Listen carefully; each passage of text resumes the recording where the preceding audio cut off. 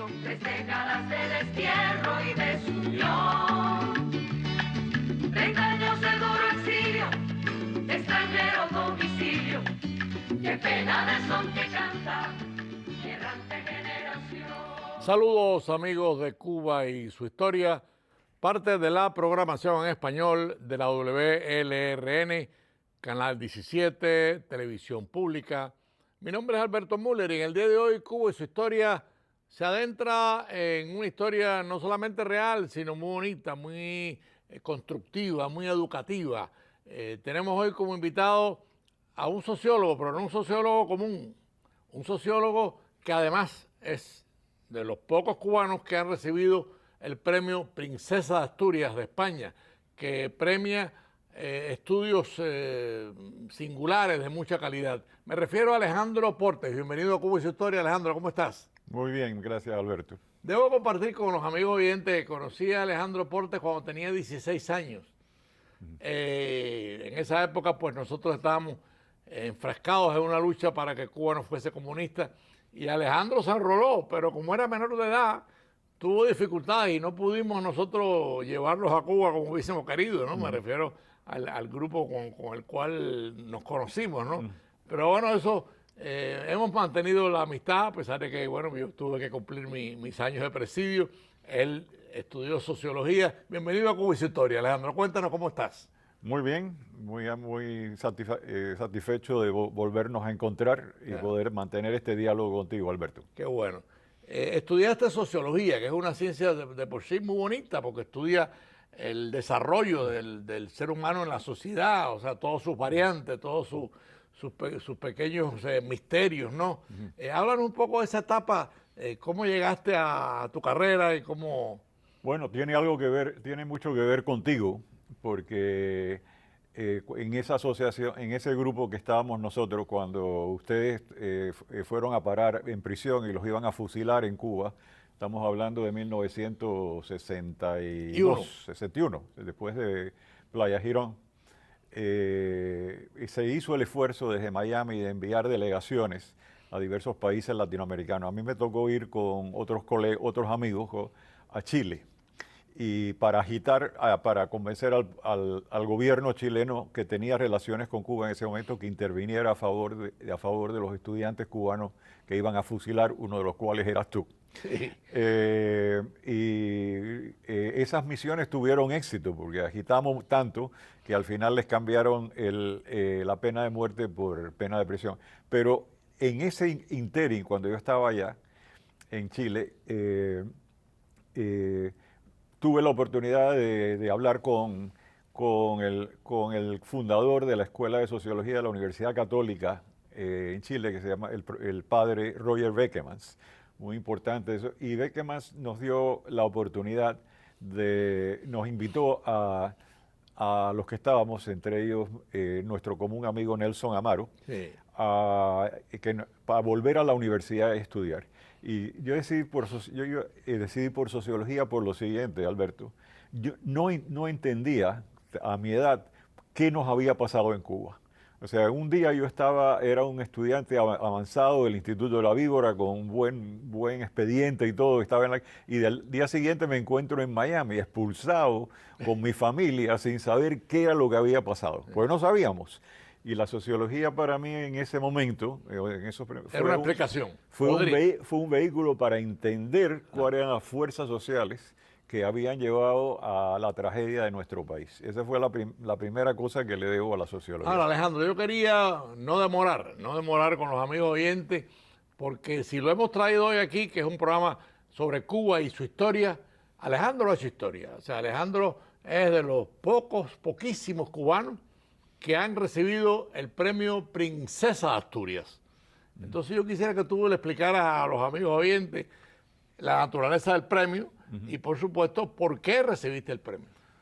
Bueno, el premio Princesa de Asturias lo otorga el Reino de España en varias categorías, como son literatura, artes, etcétera, que es un reconocimiento que otorga el rey. Ahí lo tenemos en la pantalla. El rey es en general cuando el heredero del trono es un hombre, es varón, es el príncipe de Asturias, pero ahora la heredera del trono es la princesa Leonor. y así se llama, y ella es la princesa de Asturias. Y estos premios los otorga el Reino de España, es uno de los premios, creo, más prestigiosos en Europa, en diversas categorías, letras, apoyos, etcétera. Y en ahí tú ciencias estás sociales.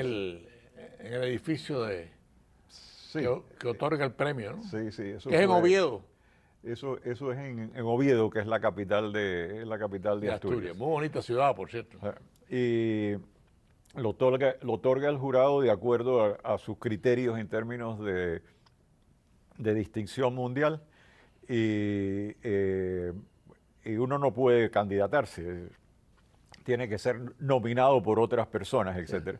Y yo creo que en mi caso, aparte de mi carrera, el hecho de haber llevado a España y dirigido un estudio sobre los hijos de inmigrantes en Madrid y Barcelona, que fue el estudio más grande que se ha hecho sobre la adaptación de los hijos de inmigrantes en España, y haberlo llevado a conclusiones importantes de política para el gobierno nacional y regional, creo que tuvo bastante que ver con la decisión del jurado en aquel momento. Yo creo que me candidataron por 3 años, y el primero y segundo no tuve éxito, pero a la tercera va la vencida. Y te dieron el príncipe, la princesa de Asturias. Me dieron porque ya estaba la princesa. Ya está la princesa.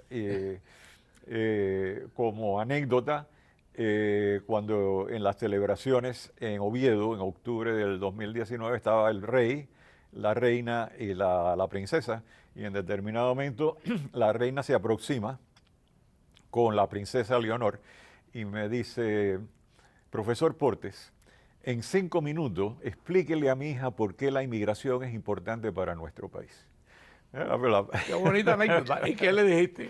Yo lo tuve que pensar, porque uno dice, nosotros los sociólogos somos un poco así, no somos dados a demasiada azúcar y demasiados elogios, sino, pues, mire, Su Alteza Real, porque la reina es Su Majestad y la princesa es Su Alteza Real. Me siento muy honrado de estar aquí, pero mi respuesta es: sin inmigración, usted se queda sin súbditos. Sin inmigración, usted no va a tener súbditos, porque España no produce suficientes bebés al año para mantener su población, o sea, caería abrumadoramente, y es la inmigración de 500.000, 1 millón al año el que nutre a la demografía española, y la ha mantenido a través del tiempo. Son una población de 43 millones que ahí se mantiene, sí, y no cae, precisamente por la inmigración latinoamericana y africana, etcétera. La inmigración es importante porque es su país. Claro. Incluso en Asturias después hicieron una celebración porque me habían dado el premio que se llamaba Pasaportes, en que trajeron a una serie de inmigrantes que habían llegado allá, cubanos, dominicanos, de Europa del Este, etcétera, que vinieron a presentarse, etcétera. Y yo creo que esa parte también estuvo muy interesante, que aún en una parte remota de España, como es el norte, en Asturias, pues hay una fuerte presencia inmigratoria. Sí, que por cierto, hay una cosa curiosa, no la vamos a tratar en el día de hoy, pero pasa un poco en Estados Unidos. O sea, hay toda una corriente actual contra el movimiento migratorio, y Estados Unidos no sería Estados Unidos si no fuese por el movimiento migratorio. O sea, es un país de inmigrantes, ¿no? Pero bueno, ese no es el tema de hoy, lo dejaremos para otro programa. Tú has hecho estudios, porque además yo tuve la oportunidad cuando hice mi maestría en FIU de tenerte de profesor, que eso para mí fue un enorme privilegio, ¿no? Pero tú has hecho estudios muy concretos sobre la migración, inclusive cubana, en tu libro Ciudades Globales Emergentes. Háblanos un poco de ese libro, que yo creo que es de mucha importancia para nuestra comunidad. Bueno, el libro no trata en particular trata sobre la migración cubana en este sentido, que Miami en los años 60, cuando lo conocimos, básicamente era un centro turístico de segunda categoría, que vivía de los inviernos, en que venían los turistas del norte escapándole al frío, y esa era toda la presencia económica de Miami, el turismo de invierno, y eso era todo. Se hablaba de que Miami iba a ser la capital de las Américas, pero el liderazgo en aquel momento de la ciudad no hacía nada fuera de promover el turismo. La llegada de la clase media y alta cubana, sobre todo los empresarios, de los banqueros, etcétera, le da un cambio radical, porque estos banqueros, Botifol, Ryler y otros, vieron la situación geográfica de Miami, el lugar extraordinario que está en el hemisferio, y fueron los que realmente implementaron la idea de ir al Caribe y a América del Sur a hablar con los banqueros, la gente de dinero, y convencerlos de que, miren, ustedes siempre quieren invertir en Nueva York, pero en Estados Unidos, pero tienen que ir a Nueva York a hablar con banqueros que no hablan castellano y pasar frío allá. No lo hagan, vengan a Miami. En Miami pueden hacer sus negocios e invertir en castellano, en su idioma. Tienen toda la protección del sistema judicial americano y además se pueden tomar una vacación en Miami Beach mientras invierten. Y esa campaña que hicieron los pequeños bancos cubanos aquí llevó a un cambio en América Latina y el Caribe a mirar a Miami como el centro del hemisferio, como el lugar donde había que venir e invertir. Y hoy vemos el resultado de eso, todas esas personas ya han pasado, en el centro financiero de Brickell. Claro. El centro financiero de Brickell es uno de los más importantes en la costa este, casi segundo a Wall Street. Y el centro financiero de Brickell vive de que Miami se convirtió en una ciudad global emergente como efectivamente capital económica y cultural del hemisferio. Aquí no solamente están las exposiciones de arte, etcétera, pero para darte una idea, cuando un hombre de negocios o un banquero en Argentina quiere tener una relación de negocios con alguien en el Perú o alguien en Colombia, vamos a ponernos de acuerdo en eso para ponerse de acuerdo y discutir dónde se reúnen, no en Buenos Aires ni en Bogotá, en Miami. Obligatoriamente hay que reunirse aquí porque de facto, entonces el letrero de ciudad global emergente es eso. Las otras ciudades de las que trata el libro son Dubái y Singapur, que juegan un papel similar en sus respectivas áreas regionales. Miami para América Latina y el Caribe, Dubái para el Medio Oeste, Singapur para el sur de Asia. Se parece mucho. Alejandro, en ese movimiento ese es Dubái, ¿no? Sí, ese es Dubái. Linda ciudad, ¿eh? Impresionante. Sí. Y ese es Singapur. Ese es Singapur. Hay una cosa que yo quería compartir con los amigos oyentes porque en ese momento que los banqueros logran, bueno, la migración cubana cambia en Miami y se logra que el capital latinoamericano invierta en Miami. Paralelamente viene la famosa declaración de Calvani, que fue el canciller del presidente de Venezuela, Caldera, cuando dijo que Miami se estaba convirtiendo o ya era la capital de América Latina. O sea, Calvani hace una declaración que es como un presentimiento y después se convirtió en realidad. Sí. Se convirtió en realidad porque hay otras ciudades en América Latina que trataron apostaron a convertirse en la capital del hemisferio, como São Paulo en Brasil, pero no lo lograron. No lo lograron fundamentalmente porque no tenían la suficiente seguridad judicial y legal de las inversiones en el país, porque siempre la política en nuestros países, tú sabes cómo es, que cambia de un momento a otro. Entonces, la ventaja que tiene Miami es la geografía, que está en el centro del hemisferio, y el sistema judicial americano que protege. O sea, que es sólido. Que es sólido. La gente invierte aquí porque el experimento mental es si un gerente de una multinacional, de un banco o de una empresa multinacional que quiere poner dónde va a fijar su cuartel general para el hemisferio en América Latina. ¿Dónde lo va a poner? Sus edificios, etcétera, para todo el hemisferio. ¿En São Paulo? Claro. Miami. ¿En Bogotá? Porque no se sabe lo que va a pasar allí. Claro. No, Miami. Aquí está el hemisferio porque aquí es la garantía del sistema judicial y legal norteamericano junto con la utilización del idioma que el castellano, merced a esos banqueros y merced a lo que pasó, en esta ciudad global emergente que es Miami, el castellano y el inglés están a la par. El castellano no es el idioma de los que barren y limpian, el castellano es el idioma de los banqueros también y de los inversores. Y de la élite. Del dueño del Inter Miami ahora, Jorge Mas. Sí. O sea, el castellano es la única ciudad de de Estados Unidos donde los dos idiomas están a la par. Y eso tiene que ver mucho con aquella evolución y eso además le ha dado a la ciudad ese carácter cosmopolita que tiene actualmente que de ninguna manera tenía en los años 60. Amigos de Cuba y su historia, para los que han sintonizado tarde, estamos en un programa además interesantísimo porque hemos invitado, Cuba y su historia tiene que transitar por la historia cubana. Hemos invitado a un cubano que recibió el premio Princesa de Asturias por su obra sociológica. Estudió sociología y por supuesto es profesor emérito de una de las mejores universidades de Estados Unidos, Princeton. Y lo tenemos hoy en Cuba y su historia con nosotros. Y yo quería añadir, Alejandro, es cierto, o sea, la estabilidad del capital latinoamericano viene a Miami porque es Estados Unidos. Estados Unidos no solamente tiene la fortaleza jurídica del país, pero tiene además otra fortaleza ineludible y es la primera enmienda, es la libertad.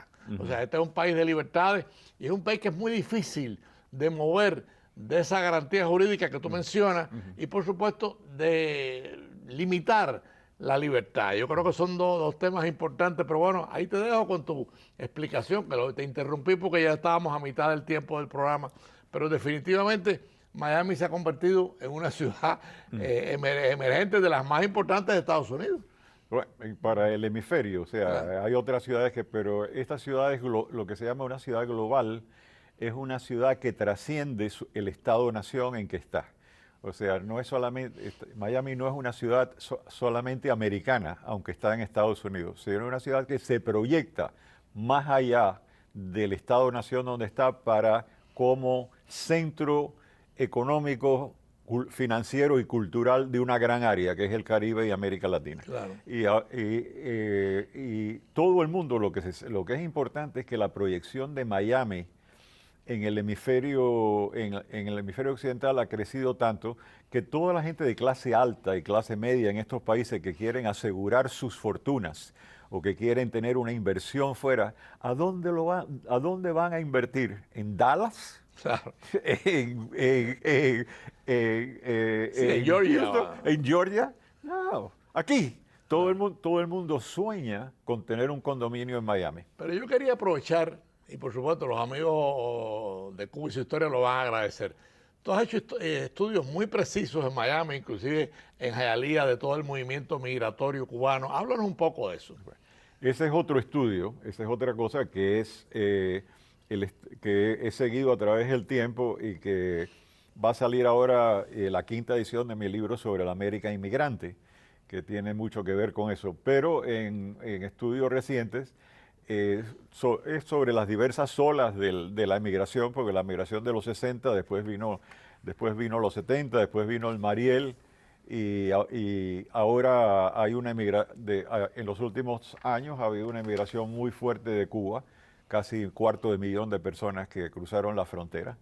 Y eso le da, ese es otro aspecto de la ciudad de Miami, que es que básicamente muchos de los migrantes cubanos que vienen ahora, a partir del Mariel, a partir de los 80, etcétera, tienen una orientación muy distinta, una orientación no necesariamente de derribar al régimen comunista, como era los que llegamos a los 60 y 70, sino más bien de proteger y ayudar a sus familias que han quedado atrás. Y por tanto mucha gente trabaja en Miami, consigue algún empleo, ahorran y envían dinero y paquetes y recursos para apoyar a su familia. Las famosas remesas. Las remesas. Y las remesas se han convertido con el tiempo y el número de cubanos que hay acá recientes que han llegado en una tabla de salvación para el régimen comunista. O sea, los que contribuyen a sus familias y mandan las remesas, lo hacen por lealtad familiar o lealtad a sus comunidades, pero indirectamente el gobierno se beneficia a través de toda esa cuestión, y entonces es posible considerar la figura de la colonia de Miami. O sea, de que Cuba, el régimen, ha descubierto que exportando población no solamente calma el descontento interior por la pobreza y las dificultades que hay, sino que ha creado una fuente de riqueza que viene del exterior a través de la lealtad familiar, de que la gente va llegando, y en ese sentido el tamaño de las remesas, etcétera, son enormes. Para darte una idea, la economía de Miami, del condado Miami-Dade, es más grande que la economía de Cuba. Y el ingreso per cápita por persona es 10 veces más. O sea, el ingreso per cápita aquí en Miami-Dade es 10 veces más del ingreso per cápita en Cuba. Entonces la diferencia es enorme. Y por tanto, este centro de riqueza, que precisamente por haberse convertido en ciudad global, emplea a todo el mundo, incluso los que han llegado consiguen algún trabajo, se emplean porque saben hacer una serie de cosas que aquí que hay demanda laboral. No, aquí, por ejemplo, la llegada de los 100,000 y pico de cubanos que llegaron recientemente no ha creado en Miami ninguna crisis. En Nueva York, la llegada de los venezolanos que mandan por buses desde Texas ha creado una tremenda crisis en la ciudad, porque aquí no ha pasado nada. Porque se asimilan. Se asimilan, o sea, las redes sociales, las redes familiares, y las redes de lo que alguna vez llamé el enclave cubano, el enclave económico cubano, que ahora se ha trasladado a Hialeah, es tan fuerte que permite a la gente que llega de alguna manera irse insertando, poquito a poco, manejando Uber, pintando casas, etcétera, pero poquito a poco aquí no se ve gente. No se ven cubanos llenando los asilos de noche, no se ven gente durmiendo en la calle, no se ve nada. Donde más se ven es en el movimiento de la construcción, que se ven muchos cubanos. Muchos cubanos, los techeros, arreglando techos, reparando cosas, cada uno crea una empresa, y es cierto que los cubanos que vienen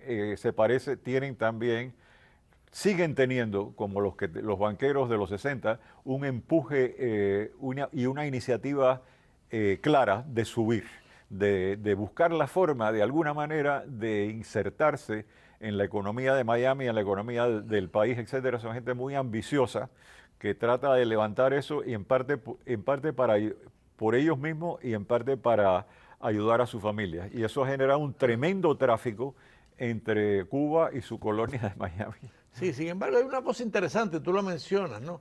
Cómo en las diferentes oleadas de cubanos a través de los 60 años, la primera fue una oleada de más nivel, después han venido diferentes oleadas, las de Mariel, y por supuesto la última ya del siglo XXI, y son oleadas de inmigrantes que no demoran nada en integrarse al mundo laboral, no demoran, y enriquecen la ciudad de Miami, que realmente es una ciudad muy rica.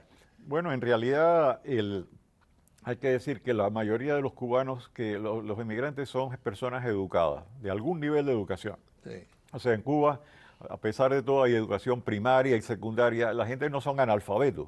Cuando llegan no son trabajadores del campo, no se les ve recogiendo cosechas, sino más bien trabajan en el área urbana. Gente que tiene alguna educación y que buscan de alguna manera insertarse acá para ellos y para su familia. Y resulta otra forma de ver la cuestión. Yo te hablé de la figura de nuestra colonia de Miami, pero podría darse vuelta esa imagen y decir que Cuba de facto funciona como una reserva laboral para la tremenda economía de Miami. O sea, aquí no hay techeros, no hay gente que arregle eso, hay gente que no hay suficiente electricista, no hay suficientes mecánicos, ayudantes de enfermera, toda una serie de trabajos que hay acá.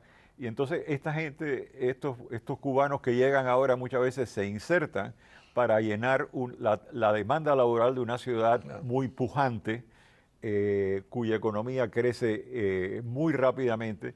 Y entonces, en ese sentido, Cuba envía gente con cierto nivel de educación que no son analfabetos, que pueden manejarse en una economía urbana y son funcionales. Aunque la gente no lo pueda ver así, la migración que va llegando a Hialeah y otros lugares se inserta y llenan un papel que no hay nadie en la población que muchas veces pueda llenar la demanda laboral que existe acá. Claro, hay que decir también que esto produce en Cuba lo que se llama el envejecimiento de la sociedad cubana, porque al salir la fuerza laboral joven hacia Miami o hacia Estados Unidos, Cuba no tiene fuerza laboral y eso incide en la producción cubana, que hoy por hoy es parte del colapso económico de Cuba. O sea, Cuba no produce. Inclusive su última zafra, creo que es la más chiquita de la historia, incluyendo la zafra durante la Guerra de Independencia. Entonces es una situación paradójica, pero es la realidad, ¿no? Sí, es curioso que la gente en Cuba, porque no hay incentivos, salvo los incentivos que ha creado el pequeño sector capitalista que se ha creado, muchas veces no tienen incentivos para trabajar, pero cuando llegan aquí sí lo tienen. Y ahí se ha creado dos tipos de figuras en esta interacción entre Miami y Cuba, que es casi, sobre todo con Hialeah, están unidos como un cordón umbilical. Primero, el hecho de que mucho viejo en Cuba, que no quiere salir porque está acostumbrado a su barrio en Santo Suárez, en La Víbora, etc. Ya no tiene ganas de ir, entonces se quedan allá. ¿Y de qué viven? De las familias de acá. Sí, el nieto, el hijo que vienen para acá. De los familiares en el exterior que le mandan remesas, ellos no quieren moverse de allí, no quieren venir para acá, ¿para qué? O sea, los viejos se quedan allá y los subsidian los que están aquí. Alejandro, estamos llegando a los últimos 2 minutos del programa, así que te dejo para que hagas un resumen en 1 minuto y lamentablemente el tiempo de la televisión es muy rápido. Bueno, la última figura que mencionaba es que ese pequeño sector capitalista que ha surgido en Cuba también está subsidiado por Miami. O sea, son las inversiones de acá, son los que envían recursos, materiales, etcétera, para los que se llaman las pequeñas pymes, esas pequeñas empresas. O sea, hay una relación muy clara. Así que por una parte, como ya nos queda ni 1 minuto, solamente te puedo decir, por una parte, Miami, quizás con la llegada de los cubanos, de los empresarios cubanos y banqueros de los 60, fue un elemento crucial en la emergencia de Miami como un centro cultural y económico del hemisferio. Y segundo, junto a esa proyección de Miami como ciudad global emergente, está el hecho de que Miami funciona, tiene esta relación muy íntima con Cuba. Miami no se entendería si no hubiera habido esas sucesivas olas de migración cubana. Bueno, amigos de Cuba, su historia más interesante del programa no pudo haber sido. Ojalá tuviésemos 1 hora más, porque con Alejandro Portes podríamos estar hablando de ese movimiento migratorio muchísimo. Hay muchos ángulos que quedan por conversar y por compartir. Tal vez podamos pensar con Alejandro en otra oportunidad molestarlo y traerlo un poco para completar con esa realidad que él ha compartido con ustedes. Le agradecemos mucho a Alejandro Portes, viejo amigo, un gran sociólogo y por supuesto lo felicitamos doblemente por tener el premio Princesa de Asturias. Gracias para Alejandro por estar con Cuba Su Historia. Y amigos, nos despedimos y nos vemos el próximo domingo a las 4:30 de la tarde.